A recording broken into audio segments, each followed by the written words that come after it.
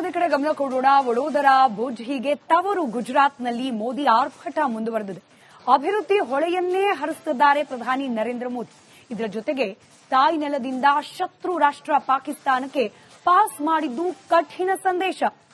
ನಿಮ್ಮ ಪಾಡಿಗೆ ನೀವು ತೆಪ್ಪಗೆ ರೊಟ್ಟಿ ತಿನ್ಕೊಂಡಿದ್ರೆ ಓಕೆ, ಇಲ್ಲದೆ ಹೋದ್ರೆ ನಮ್ಮ ಬುಲೆಟ್ ನಿಮ್ಮ ಎದೆ ಸೀಳಲಿದೆ ಅಂತ ಖಡಕ್ ವಾರ್ನಿಂಗ್ ಕೊಟ್ಟಿದ್ದಾರೆ ಪ್ರಧಾನಿ ಮೋದಿ.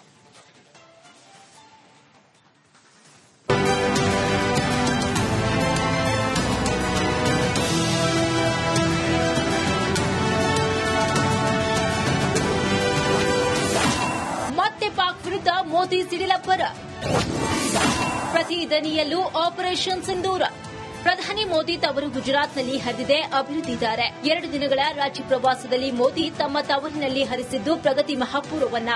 ಇದೇ ಹೊತ್ತಿಗೆ ಮೋದಿಯಲ್ಲಿ ಮತ್ತೆ ಕಂಡಿತು ಪಾಕ್ ವಿರುದ್ಧ ರಣಾಕ್ರೋಶ. ಕಳೆದ 15 ದಿನಗಳಿಂದಲೂ ಕಂಡುಬಂದಂತೆ ಪಾಕ್ಗೆ ಮತ್ತೆ ಕೊಟ್ಟಿದ್ದು ಎಚ್ಚರಿಕೆ.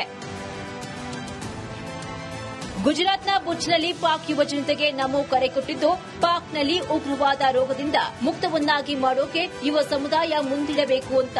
ಇಲ್ಲಿ ಮೋದಿ ಪಾಕ್ ಜೊತೆಗೆ ನೇರವಾಗಿ ಕೇಳಿದ್ದು, ಭಯೋತ್ಪಾದನೆಯಿಂದ ನೀವು ಗಳಿಸಿದ್ದಾದ್ರೂ ಏನು? ಭಾರತ ಈಗ ವಿಶ್ವದ 4ನೇ ದೊಡ್ಡ ಆರ್ಥಿಕ ಶಕ್ತಿ. ಪಾಕ್ ಈಗ ಎಲ್ಲಿ ನಿಂತಿದೆ? ಹಾಗೆ ಮೋದಿ ಇಲ್ಲಿ ವಾರ್ನಿಂಗ್ ಕೊಟ್ಟಿದ್ದು, ಸುಖಕರವಾಗಿ ಬಾಳಿ, ರೊಟ್ಟಿ ತಿನ್ನಿ, ಇಲ್ಲದಿದ್ರೆ ನಮ್ಮನ್ನ ಕೆಣಕಿದ್ರೆ ಬುಲೆಟ್ ಏಟು ತಿನ್ನೋಕೆ ರೆಡಿಯಾಗಿ.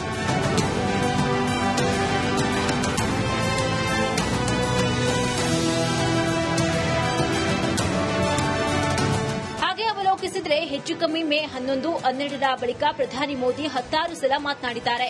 ಪ್ರತಿ ಸಲವೂ ಪಾಕ್ಗೆ ಎಚ್ಚರಿಕೆ. ಆಪರೇಷನ್ ಸಿಂಧೂರದ ತಾಕತ್ತಿನ ಬಗ್ಗೆ ಮೋದಿ ಅವತ್ತಿನಿಂದಲೂ ಒಟ್ಟು ಮಾಡುತ್ತಲೇ ಬಂದಿದ್ದಾರೆ. ಸೈನಿಕರ ಶಕ್ತಿ, ನಮ್ಮ ಆತ್ಮನಿರ್ಭರ ಭಾರತದ ಬಲ ಎಲ್ಲದರ ಬಗ್ಗೆಯೂ ಉಲ್ಲೇಖಿಸುತ್ತಾ ಬಂದಿರುವ ಮೋದಿ, ವಿಶ್ವದ ಎದುರು ಭಾರತದ ಪರಾಕ್ರಮ ಎಂತಹದ್ದು ಅನ್ನೋದನ್ನ ನಿರೂಪಿಸಿದ ಬಗ್ಗೆ ಪದೇ ಪ್ರಸ್ತಾಪಿಸಿದ್ದು ಪ್ರಧಾನಿ ಮೋದಿ.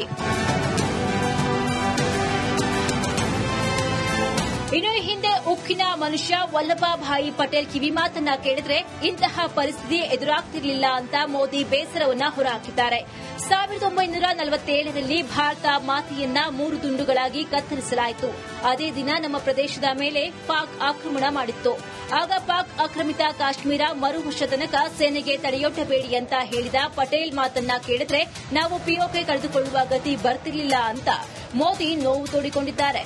देश के 3 टुकड़े कर दिए गए और उसी रात पहला आतंकवादी हमला कश्मीर की धरती पर हुआ. मां भारती का एक हिस्सा आतंकवादियों के बलबूते पर, मुजाहिदों के नाम पर पाकिस्तान ने हड़प ले लिया.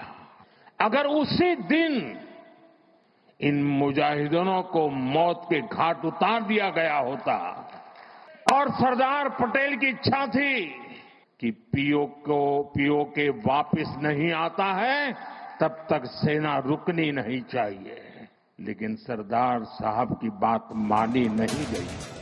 ಇಲ್ಲಿ ಸೂಕ್ಷ್ಮವಾಗಿ ಗಮನಿಸಿದ್ರೆ ಪ್ರಧಾನಿ ಮೋದಿ ಹಿಂದೆಂದಿಗಿಂತಲೂ ಈ ಸಲ ಕಂಡಿದ್ದು ಆಕ್ರಮಣಕಾರಿಯಾಗಿಯೇ.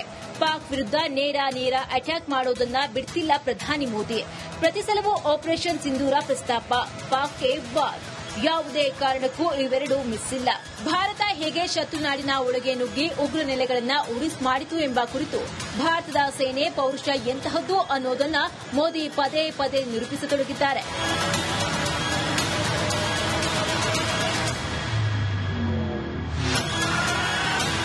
ಹೀಗೆ ಗುಜರಾತ್ನಾದ್ಯಂತ 2 ದಿನಗಳಿಂದ ಕಂಡು ಬಂದಿದ್ದು ಮೋದಿ ಗರ್ಜನೆ, ಪಾಕ್ ವಿರುದ್ಧ ರಣಾರ್ಭಟ. ಕೊನೆಯ ಕ್ಷಣದಲ್ಲಿ ಕದನ ವಿರಾಮದಿಂದಾಗಿ ಭಾರತ ಪಾಕ್ ಯುದ್ಧ ನಿಂತು ಹೋದರೂ ಮೋದಿ ಬೆಂಕಿಯುಂಡೆ ದಾಳಿ ಮಾತ್ರ ಪಾಕ್ನತ್ತಲೇ ದೃಷ್ಟಿ ನೆಟ್ಟಿದೆ. ಇದು ಯಾವುದೇ ಕ್ಷಣದಲ್ಲಾದರೂ ಗಡಿಯಲ್ಲಿ ನಿಜಕ್ಕೂ ಸ್ಫೋಟಿಸಬಹುದು. ಪಾಕ್ ಧ್ವಂಸಕ್ಕೆ ಸಜ್ಜಾಗಬಹುದು ವೀರ ಭಾರತ.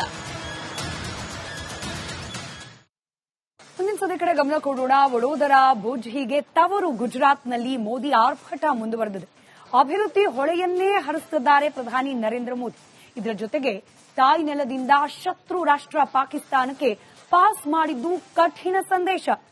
ನಿಮ್ಮ ಪಾಡಿಗೆ ನೀವು ತೆಪ್ಪಗೆ ರೊಟ್ಟಿ ತಿನ್ಕೊಂಡಿದ್ರೆ ಓಕೆ, ಇಲ್ಲದೆ ಹೋದ್ರೆ ನಮ್ಮ ಬುಲೆಟ್ ನಿಮ್ಮ ಎದೆ ಸೀಳಲಿದೆ ಅಂತ ಖಡಕ್ ವಾರ್ನಿಂಗ್ ಕೊಟ್ಟಿದ್ದಾರೆ ಪ್ರಧಾನಿ ಮೋದಿ.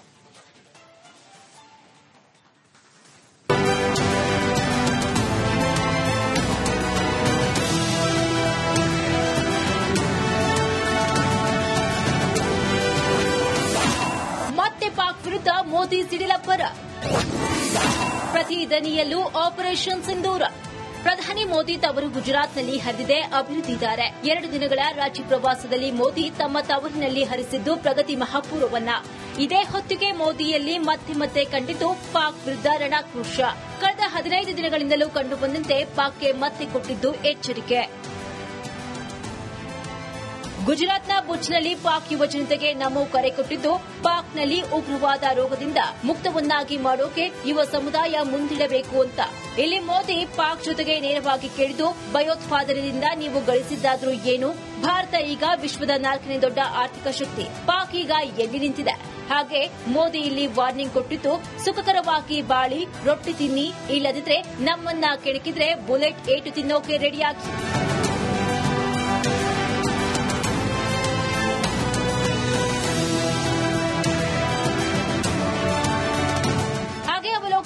ಹೆಚ್ಚು ಕಮ್ಮಿ ಮೇ 11, 12ರ ಬಳಿಕ ಪ್ರಧಾನಿ ಮೋದಿ 16 ಸಲ ಮಾತನಾಡಿದ್ದಾರೆ. ಪ್ರತಿ ಸಲವೂ ಪಾಕ್ಗೆ ಎಚ್ಚರಿಕೆ. ಆಪರೇಷನ್ ಸಿಂಧೂರದ ತಾಕತ್ತಿನ ಬಗ್ಗೆ ಮೋದಿ ಅವತ್ತಿನಿಂದಲೂ ಒಟ್ಟು ಮಾಡುತ್ತಲೇ ಬಂದಿದ್ದಾರೆ. ಸೈನಿಕರ ಶಕ್ತಿ, ನಮ್ಮ ಆತ್ಮನಿರ್ಭರ ಭಾರತದ ಬಲ ಎಲ್ಲದರ ಬಗ್ಗೆಯೂ ಉಲ್ಲೇಖಿಸುತ್ತಾ ಬಂದಿರುವ ಮೋದಿ, ವಿಶ್ವದ ಎದುರು ಭಾರತದ ಪರಾಕ್ರಮ ಎಂತಹದ್ದು ಅನ್ನೋದನ್ನ ನಿರೂಪಿಸಿದ ಬಗ್ಗೆ ಪದೇ ಪ್ರಸ್ತಾಪಿಸಿದ್ದು ಪ್ರಧಾನಿ ಮೋದಿ. ಇನ್ನು ಈ ಹಿಂದೆ ಉಕ್ಕಿನ ಮನುಷ್ಯ ವಲ್ಲಭಭಾಯಿ ಪಟೇಲ್ ಕಿವಿ ಮಾತನ್ನ ಕೇಳಿದ್ರೆ ಇಂತಹ ಪರಿಸ್ಥಿತಿ ಎದುರಾಗ್ತಿರಲಿಲ್ಲ ಅಂತ ಮೋದಿ ಬೇಸರವನ್ನ ಹೊರಹಾಕಿದ್ದಾರೆ. 1947ರಲ್ಲಿ ಭಾರತ ಮಾತೆಯನ್ನ 3 ತುಂಡುಗಳಾಗಿ ಕತ್ತರಿಸಲಾಯಿತು. ಅದೇ ದಿನ ನಮ್ಮ ಪ್ರದೇಶದ ಮೇಲೆ ಪಾಕ್ ಆಕ್ರಮಣ ಮಾಡಿತ್ತು. ಆಗ ಪಾಕ್ ಆಕ್ರಮಿತ ಕಾಶ್ಮೀರ ಮರುವರ್ಷ ತನಕ ಸೇನೆಗೆ ತಡೆಯೊಡ್ಡಬೇಡಿ ಅಂತ ಹೇಳಿದ ಪಟೇಲ್ ಮಾತನ್ನ ಕೇಳಿದ್ರೆ ನಾವು ಪಿಒಕೆ ಕಳೆದುಕೊಳ್ಳುವ ಗತಿ ಬರ್ತಿರ್ಲಿಲ್ಲ ಅಂತ ಮೋದಿ ನೋವು ತೋಡಿಕೊಂಡಿದ್ದಾರೆ. देश के 3 टुकड़े कर दिए गए और उसी रात पहला आतंकवादी हमला कश्मीर की धरती पर हुआ. मां भारती का एक हिस्सा आतंकवादियों के बलबूते पर, मुजाहिदों के नाम पर पाकिस्तान ने हड़प ले लिया. अगर उसी दिन इन मुजाहिदों को मौत के घाट उतार दिया गया होता और सरदार पटेल की इच्छा थी कि पीओके वापस नहीं आता है तब तक सेना रुकनी नहीं चाहिए, लेकिन सरदार साहब की बात मानी नहीं गई. ಇಲ್ಲಿ ಸೂಕ್ಷ್ಮವಾಗಿ ಗಮನಿಸಿದ್ರೆ ಪ್ರಧಾನಿ ಮೋದಿ ಹಿಂದೆಂದಿಗಿಂತಲೂ ಈ ಸಲ ಕಂಡಿದ್ದು ಆಕ್ರಮಣಕಾರಿಯಾಗಿಯೇ. ಪಾಕ್ ವಿರುದ್ಧ ನೇರ ಅಟ್ಯಾಕ್ ಮಾಡೋದನ್ನ ಬಿಡ್ತಿಲ್ಲ ಪ್ರಧಾನಿ ಮೋದಿ. ಪ್ರತಿ ಸಲವೂ ಆಪರೇಷನ್ ಸಿಂಧೂರ ಪ್ರಸ್ತಾಪ, ಪಾಕ್ಗೆ ವಾರ್. ಯಾವುದೇ ಕಾರಣಕ್ಕೂ ಇವೆರಡೂ ಮಿಸ್ ಇಲ್ಲ. ಭಾರತ ಹೇಗೆ ಶತ್ರುನಾಡಿನ ಒಳಗೆ ನುಗ್ಗಿ ಉಗ್ರ ನೆಲೆಗಳನ್ನ ಉಡಿಸ್ ಮಾಡಿತು ಎಂಬ ಕುರಿತು ಭಾರತದ ಸೇನೆ ಪೌರುಷ ಎಂತಹದ್ದು ಅನ್ನೋದನ್ನ ಮೋದಿ ಪದೇ ನಿರೂಪಿಸತೊಡಗಿದ್ದಾರೆ.